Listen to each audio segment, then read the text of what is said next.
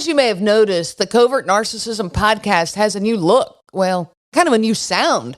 You know, it's better sound, a studio recording. I'm sitting in front of a mic and lights and a camera.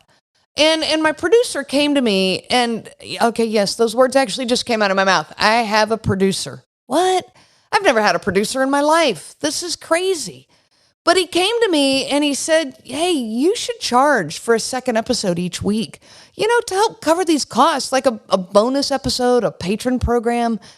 And I went, I can't do that.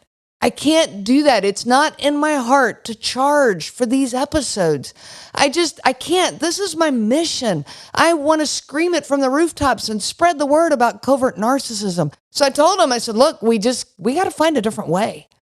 So you've probably noticed some small ads now in the podcast, and I really, truly want to keep this to a minimum.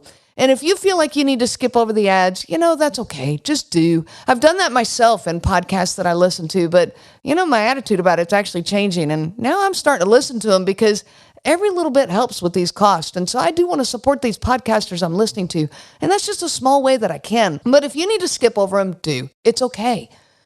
So instead of charging for a second episode, we're going to open up donations. So if you are finding value in this and you can contribute to our cause, please join us. And as you do, I want to reward you. I want to thank you for your commitment, for this monthly donation, whatever you're comfortable with. It can be small, that's fine. Whatever you can do for whatever length of time, there's no obligation here. But I want to include you in this mission, and so here's what I'm going to do. I'm working on a book, and the title of the book is still in the works, but the title I'm liking right now is Grasping Covert Narcissism, subtitled Catching a Ghost. And if you can donate to our cause, I am going to send you the first chapter of this book. I want you to read it. I want you to rip it apart and give me some feedback. To donate, just go to the top of the link at the show notes. It's nice and easy, and it's greatly appreciated. You all are a part of my journey, so please join me if you can. I wish you so much peace on your journey of healing. Welcome to the Covert Narcissism Podcast. I'm your host, Renee Swanson. We're off to see the wizard, the wonderful Wizard of Oz. Because why? Because of the wonderful things he does? Who is this wonderful wizard? I mean, really? He introduces himself to Dorothy as, I am Oz, the great and powerful. And he says this with smoke billowing and fire flaring and this dominant image of fear and intimidation. Yet everyone loves him. They're singing his praises. Why? Why don't they see the mean, daunting, threatening, terrorizing wizard that's behind the closed doors? Does no one ever see this side of him? Would they still be singing his praises if they did? Such is life with a covert narcissist. I'm Renee Swanson, your host of the Covert Narcissism Podcast, and today we are talking about the Wizard of Oz and covert narcissism. If you've never seen this film or read the book, or you haven't seen it maybe since you discovered covert narcissism, then it's time. Go watch it.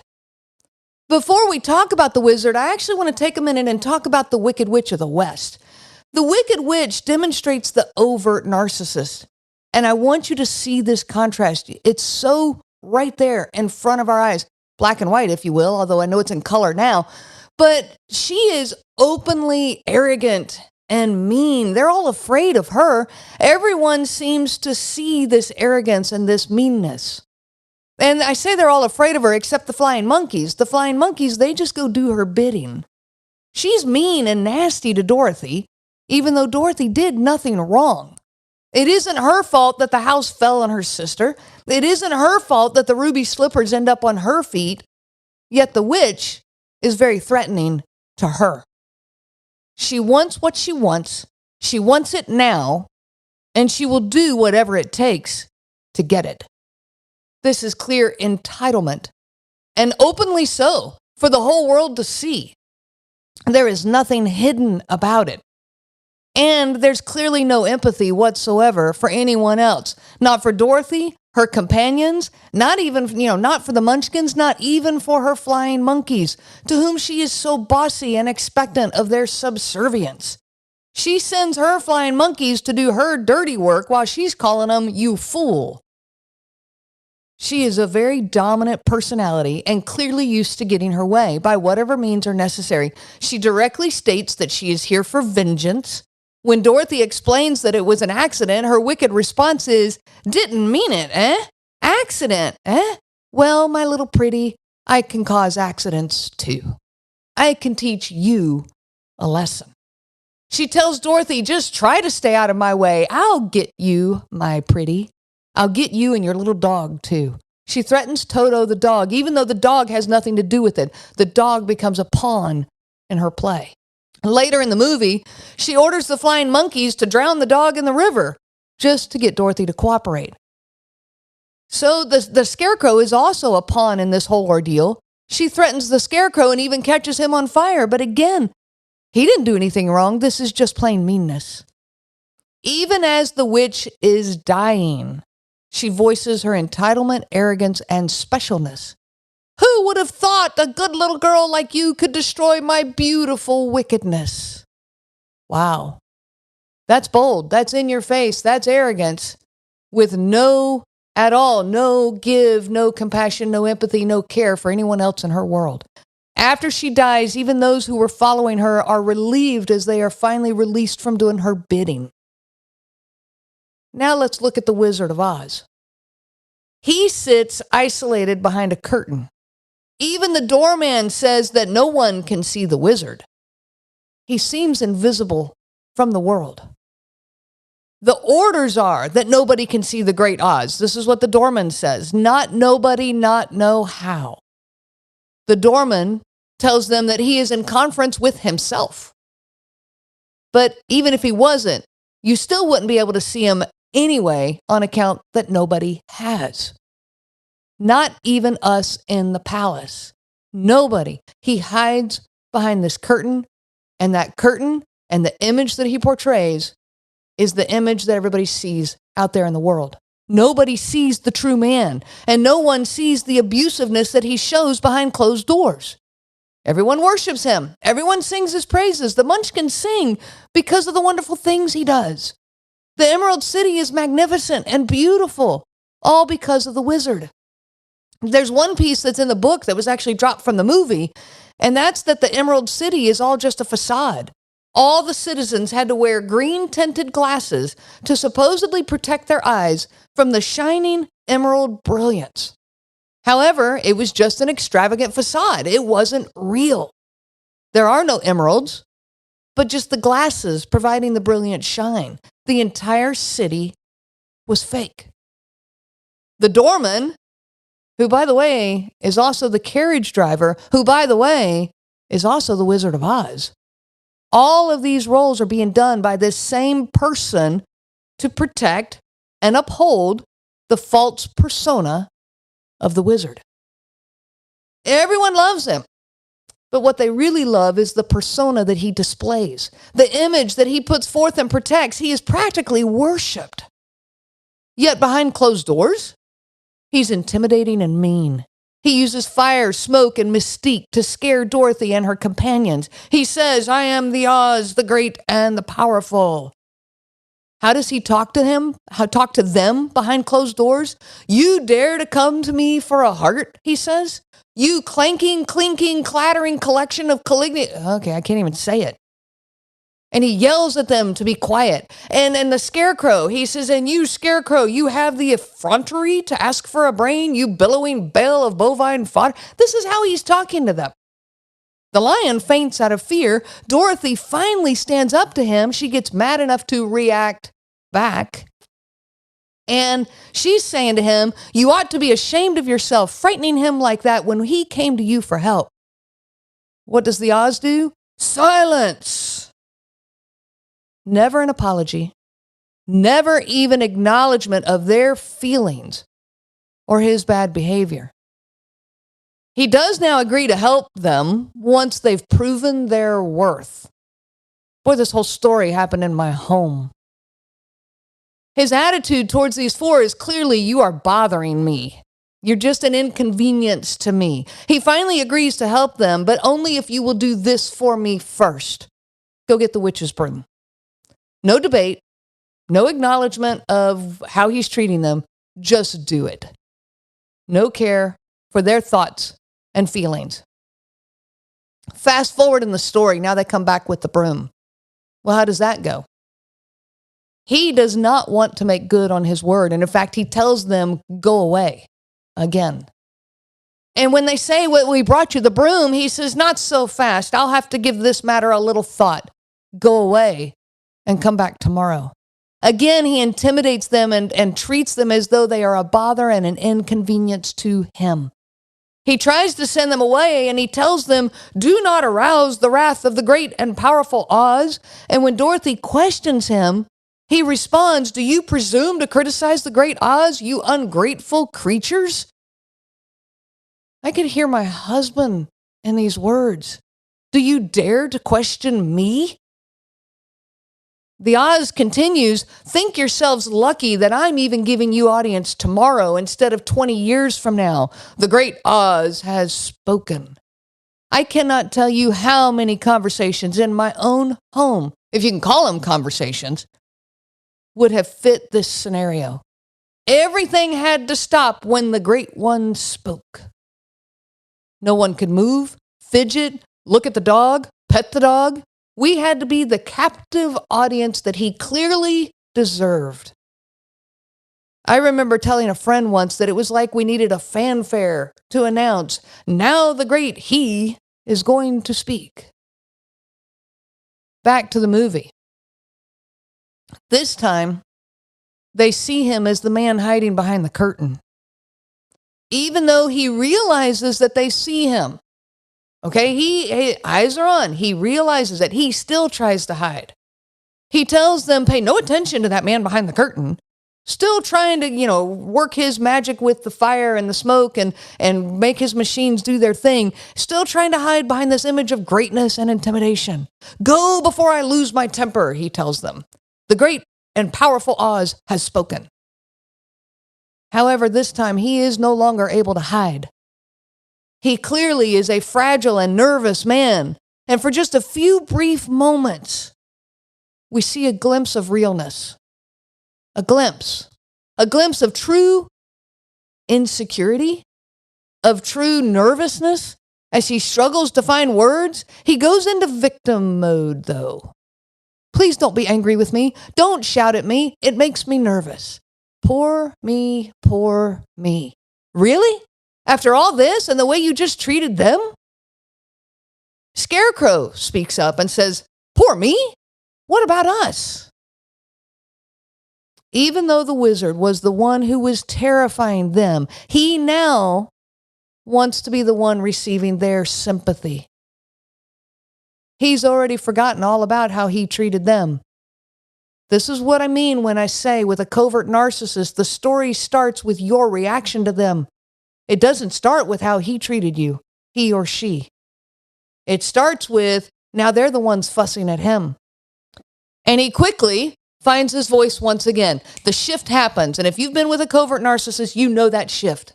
All of a sudden now the shift happens. And now he's hiding behind big and fancy words.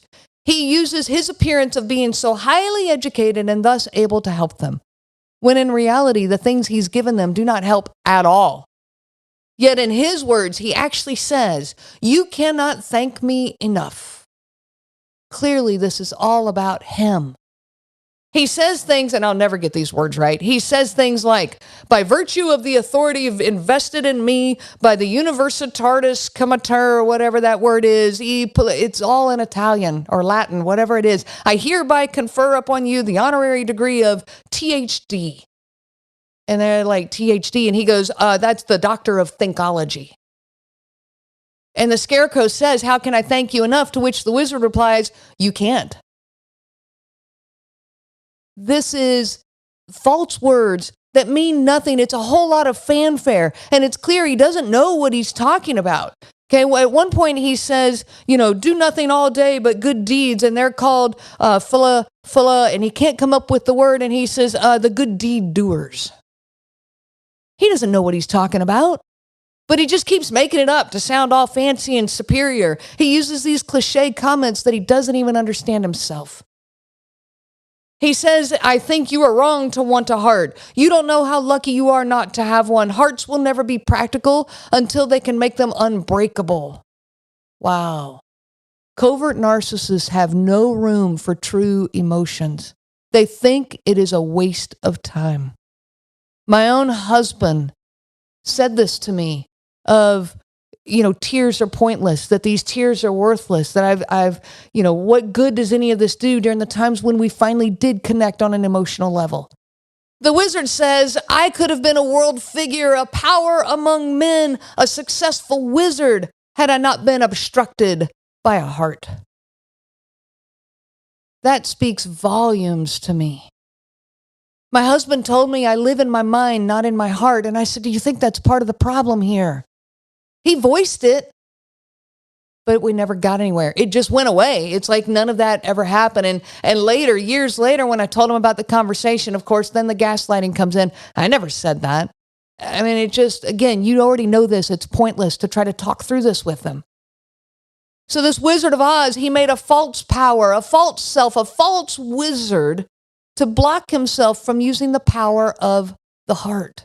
Convinced that the heart or emotions just get in the way of greatness. They are a weakness, and you are weaker for having one. When Dorothy questions if he's a clever enough wizard to manage to take her back to Kansas, he goes into this grand monologue about his great accomplishments. He even claims that he's an old Kansas man himself, and he has a connection to everything, which is a very covert narcissistic thing. And this whole monologue is all complimentary of himself and all about himself. He becomes the hero and sings his own praise. Look at all of these wonderful things that I'm doing and going to do. I was born and bred in the heart of the Western wilderness, premier balloonist par excellence to the Miracle Wonderland Carnival Company, until one day, while performing spectacular feats of stratospheric skill never before attempted by civilized man, on and on and on he goes. So Dorothy even asked him, okay, one of the things he says is, there I was floating through space because the balloon failed to return to the fair, which is his story of how he got to Oz. And Dorothy says, were you frightened? His answer, frightened? You're talking to a man who has laughed in the face of death, sneered at doom, and chuckled at catastrophe.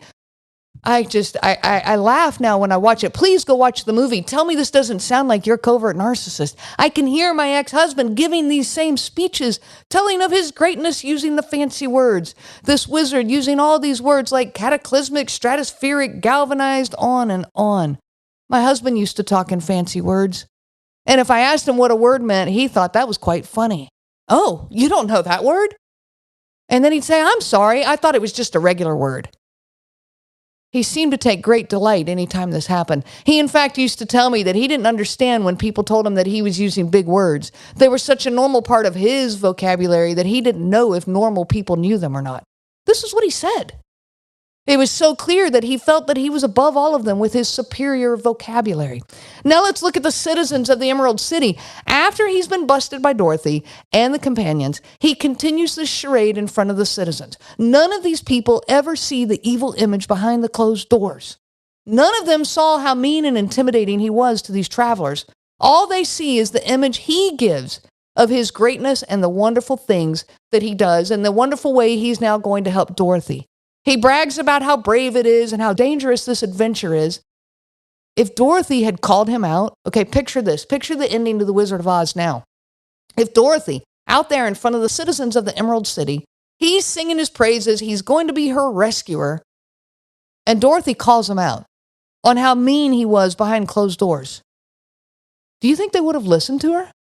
She would have sounded ungrateful and petty. They never would have believed her or given any credence to her words because they were just absorbed with his image. They had no clue how he was behind closed doors. The wizard continues his fine display of superiority and specialness to the citizens, saying, "Good people of Oz, this is positively the finest exposition ever to be shown. Your wizard," and then he throws in some more words I'm not even going to try, "I'm about to embark upon a hazardous and technically unexplainable journey into the outer stratosphere to converse, and otherwise hobnob with my brother wizards, and hereby decree," on and on he goes. Well, Toto gets away. Dorothy runs after him, leaving the hot air balloon. And the wizard's words, his last words as he's leaving, "You are ruining my exit." It's still all about him. I want to beat my head on a wall. Absolutely no care that Dorothy has just lost possibly her only way home. He didn't care. You've ruined my exit. In the long run, this wizard could not deliver on his promises. He never actually did anything for any of them.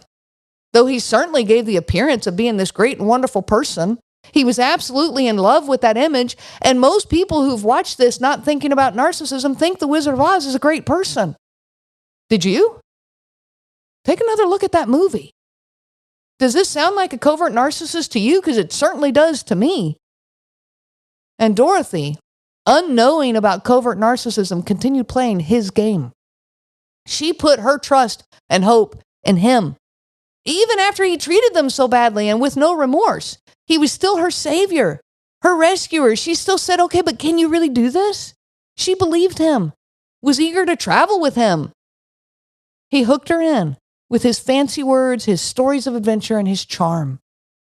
Just like so many of us, we believe they are our knight in shining armor, our rescuer from living life alone, our perfect partner, our soulmate, and on and on. Imagine if Dorothy had ended up in the balloon with him.